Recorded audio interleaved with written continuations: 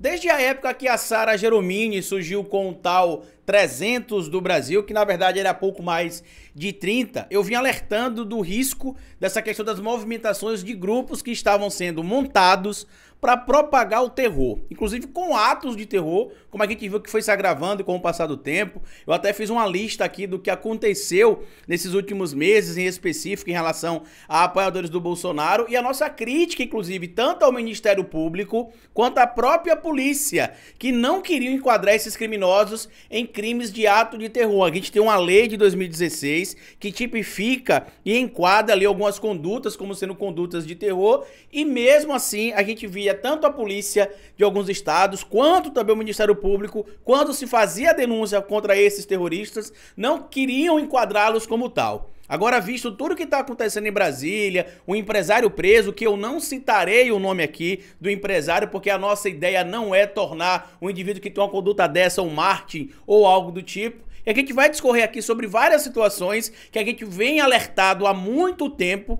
e que agora não dá mais para negar o que está acontecendo, porque a organização criminosa que tem sido apoiada pelo clã Bolsonaro e instruída também, de certo modo, com as mensagens que o Bolsonaro acaba enviando, já que o preso disse que quem estimulou ele a comprar armas, quem estimulou ele a ir para Brasília, quem estimulou ele a montar todos esses atos preparatórios aí, executar inclusive a montagem do explosivo, foram as falas do presidente Bolsonaro, tanto que ele disse que estava pronto para matar ou morrer para que o comunismo não fosse implementado no Brasil.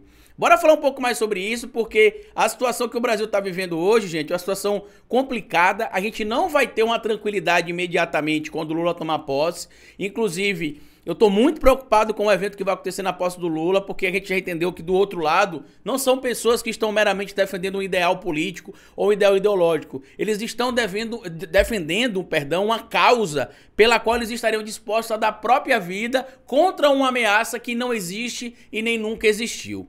Bora falar um pouco mais sobre isso depois da vinheta.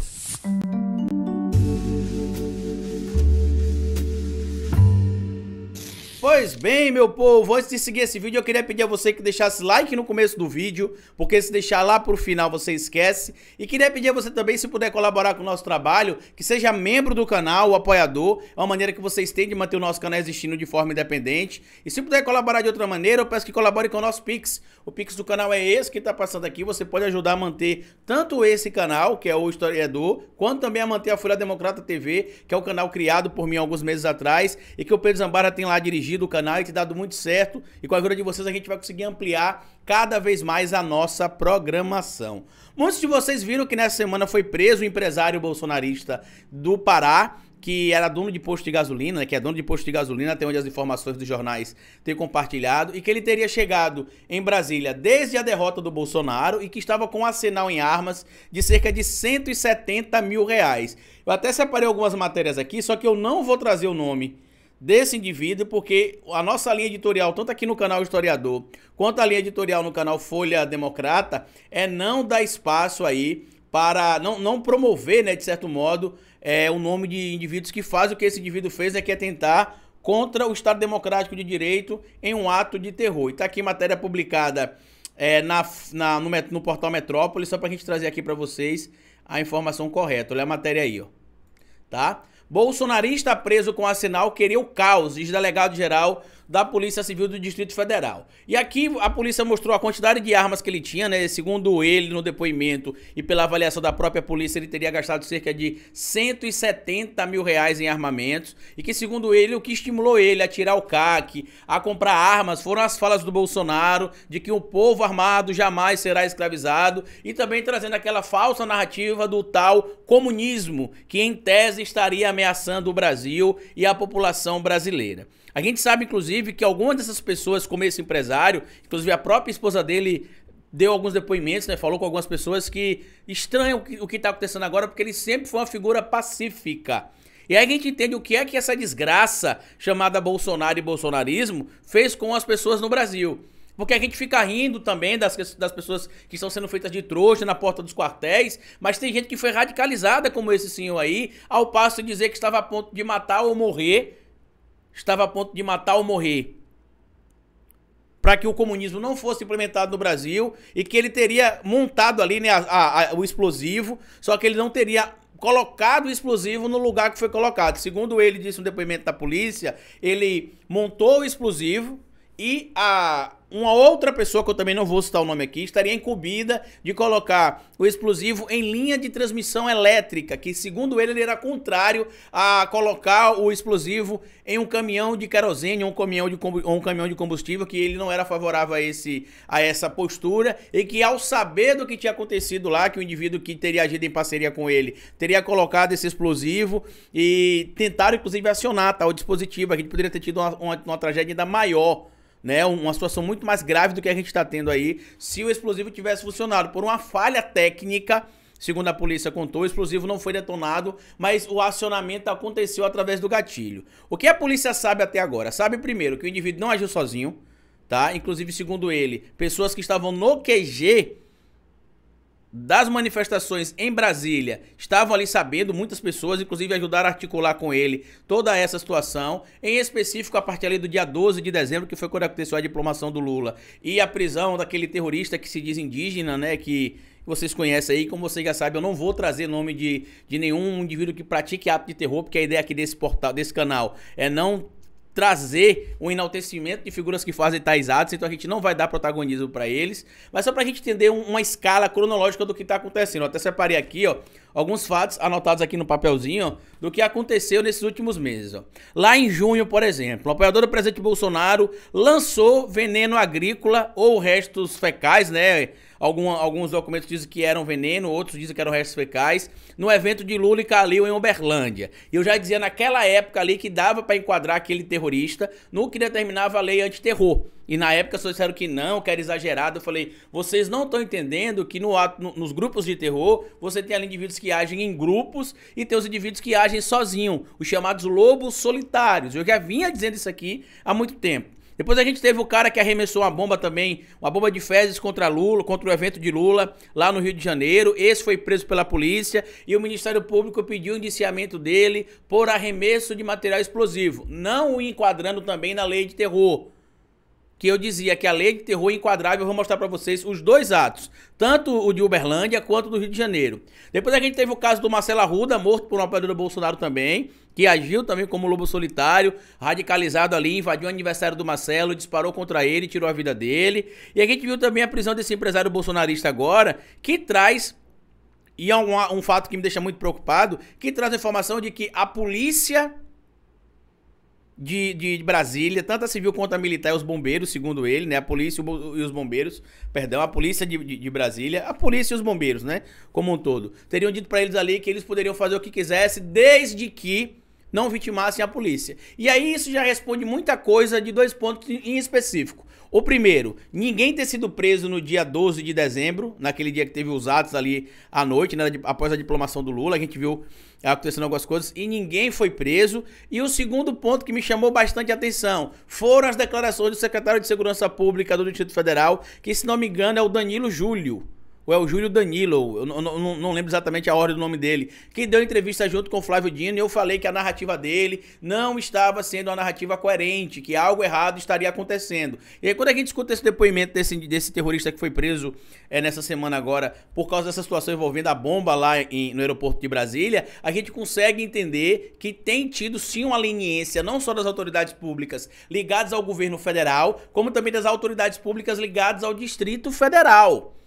E aí o ministro Flávio Dino já deixou claro que não terá perdão e anistia para esses indivíduos que praticam esses atos de terror, mas também deixou claro o seguinte, que vai fazer uma revisão nos protocolos da posse do Lula, que acontecerá agora no dia 1º de janeiro, e eu tô muito preocupado, porque a gente, como eu já disse, do outro lado a gente não tem pessoas que estão defendendo um ideal ideológico meramente, estão defendendo ali uma causa de vida ou morte na cabeça deles, porque colocaram na cabeça deles que o Brasil vai passar por um processo de comunismo, que o comunismo vai destruir a nossa nação.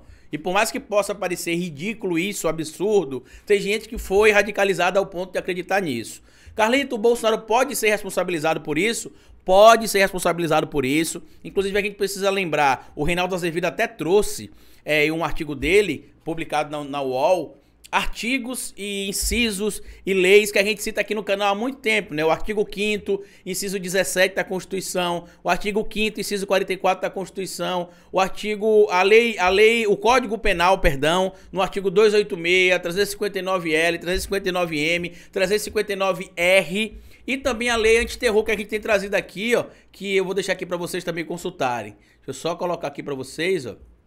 Lei antiterror, que é a Lei 13.260, que foi promulgada em março de 2016. E lembra que eu falei para vocês que dava para enquadrar aquele primeiro senhor lá no ato de terror, tanto o caso de Uberlândia quanto o caso do Rio de Janeiro? Olha o que diz aqui a lei no artigo 2º, ó. O terrorismo consiste na prática de um ou mais indivíduos dos atos previstos neste artigo, por razões de xenofobia, discriminação ou preconceito de raça, cor, etnia e religião, quando cometidos com a finalidade de provocar terror social ou generalizado, expondo a perigo pessoa, patrimônio, a paz pública ou a incolumidade pública. E aqui no parágrafo 1º estabelece-se quais são os crimes ou os atos de terror, né, para ficar textualmente correto. Inciso 1º, usar ou ameaçar usar, transportar, guardar, portar ou trazer consigo explosivos, que é o que aconteceu com esse criminoso preso agora em Brasília, gases tóxicos, venenos, que é o que aconteceu lá em Uberlândia, conteúdos biológicos, que é o que aconteceu em Uberlândia e também no Rio de Janeiro, químicos, nucleares ou outros meios capazes de causar dano, pode ser a uma pessoa ou a centenas, tá? Ou promover destruição em massa, certo? Então, para mim, tá bem claro aqui que a omissão de parte do poder público é responsável pelo que está acontecendo e eu espero muito que as autoridades do Distrito Federal estejam comprometidas de verdade com a segurança pública a partir do início de 2023, né, quando tiver a posse do presidente Lula, porque se estiver tendo essa conivência dele mesmo, como foi trazido aí pelo apoiador do Bolsonaro preso, isso é extremamente perigoso. Olha como é que essa pessoa foi radicalizada. Ela disse o seguinte, né, que eles estavam tentando fazer aquilo de criar esse clima de estabilidade e tudo mais, alegando que o presidente da República poderia decretar o estado de sítio. Caso isso acontecesse, o Lula não tomaria posse e tudo mais. Para decretar o estado de sítio, existem alguns critérios, tá? Eu vou trazer até para vocês aqui o que diz a Constituição sobre isso, para a gente poder falar em cima do que estabelece a Constituição, tá? Só para que vocês entendam que não é meramente por livre e espontânea vontade a decretação do estado de sítio e o presidente da República faz isso quando quer ou deixa de querer, tá? Para que aconteça a declaração do estado de sítio, deixa eu só mostrar para vocês aqui o que diz a lei, ó. O estado de defesa, diferente do estado de sítio, o estado de defesa ele pode ser decretado pelo presidente da República e depois ele explica ao Congresso por que ele decretou o estado de defesa. E esse estado de defesa ele vigora ali por aproximadamente 30 dias, tá? Já o caso de estado de sítio, para que o estado de sítio possa acontecer, ele precisa passar pela aprovação do Congresso. Ou seja, sem a aprovação do Congresso, não se pode aprovar o estado de sítio. Está aqui, ó. É competência exclusiva do Congresso Nacional resolver definitivamente sobre tratados, acordos ou atos internacionais que acarretem em encargos ou compromissos gravosos ao patrimônio nacional, autorizar o presidente da República a declarar guerra, a celebrar paz, a permitir que as forças estrangeiras transitem pelo território nacional ou neles permaneçam temporariamente, ressalvados os casos previstos em lei complementar. Autorizar o presidente ou vice-presidente a se ausentarem do país quando a ausência exceder 15 dias. Aprovar o estado de defesa e a intervenção federal. Autorizar o estado de sítio. Por que eu tô falando aqui? Aprovar o estado de defesa ou o estado de intervenção federal. Porque o presidente da República pode declarar o estado de defesa, né, ou intervenção federal, né, salvo algumas exceções. E isso não precisa ter autorização inicial do Congresso. Ele pode decretar e vai para avaliação do Congresso e o Congresso decide se aprova ou não aprova o estado de defesa ou o estado de intervenção federal. Por quê? Porque o presidente precisa trazer as condicionantes. A gente decretou estado de defesa por isso. O Congresso aceita, pergunta qual que é o tempo ou não aceita, e aí fica basicamente determinado pelo Congresso. Já o estado de sítio, o presidente solicita ao Congresso, e aí o Congresso autoriza ou não. Então você vê como é que tá aí a capacidade de cognição desse povo Porque o presidente botou na cabeça deles que se tiver um caos social, o estado de sítio é implementado. E não é assim que acontece automaticamente, tá? Precisa se seguir algumas determinações legais e o Congresso é que autoriza ou não a instalação do estado de sítio e não o presidente da República que vai fazer uma ligação para o Exército, fazer uma ligação para a Marinha, para a Aeronáutica, para as Forças Armadas como um todo e implementar isso. Eu vou ser bem sincero para vocês, eu tenho ficado muito triste com essa situação, porque muita gente tá levando só na brincadeira e a situação é séria. E quando é só um gordinho do Nordeste falando, é oba-oba. Quando é um jornalista de renome, quando o Reinaldo Azevedo, aí se leva a sério. Então, mesmo que vocês não queiram levar a sério nas autoridades públicas o que a gente tem denunciado aqui, inclusive denúncias que eu já fiz no Ministério Público por atos de terror que foram ignoradas, agora a gente tá vendo se consolidar. Então, já que vocês não querem ouvir, às vezes, o maluquinho ou o gordinho do Nordeste, né, que é o que muita gente imagina às vezes, escute, então, os grandes jornalistas nacionais e façam valer o que determina a lei. Escute os grandes juristas, pelo menos, e façam valer a lei. 13.260, lei antiterror. Comecem a punir os indivíduos. Muita gente está falando, Carlito, o Bolsonaro pode ser responsabilizado? Pode ser responsabilizado, porque a gente sabe que ele está defendendo essa questão de colocar o Estado de Defesa, de democrático, perdão, abaixo, impondo ali supostamente uma intervenção federal, uma intervenção militar. Toda hora eles trocam as palavras. Só que muita gente tá chamando a atenção para o ponto do seguinte, que o Bolsonaro está nos Estados Unidos e que em tese ele não poderia ser punido. Ou algumas pessoas me questionando, Carlito, você falou que o Bolsonaro está nos Estados Unidos, que ele está fugindo, mas ele pode ser preso lá. E eu falei isso textualmente no meu vídeo sobre a fuga do Bolsonaro. Ele pode sim ser preso nos Estados Unidos. O grande problema é que ele pode se evadir para outro lugar que não tem acordo de extradição com o Brasil, ou ele pode acabar indo para algum país, como é o caso da Hungria, onde o ditador não respeita muito normas e leis. É simples assim. Eu peço a vocês que compartilhem esse vídeo com outras pessoas, inclusive hoje pela manhã já teve outro caso em uma cidade satélite de Brasília, tá? Do Distrito Federal, na verdade, né? Pra colocar em termos corretos também. E outros casos de explosivos vão acabar acontecendo se a gente não acordar e começar a prender e punir. Eu acredito que pra mim é bem claro, as punições a partir do dia 1º de janeiro têm de ser severas e exemplares, para que não aconteça mais uma vez o que aconteceu essa semana em Brasília, o que tem acontecido desde que o presidente Lula venceu a eleição, e em específico que teve um engrosso maior ali, a partir do momento da diplomação.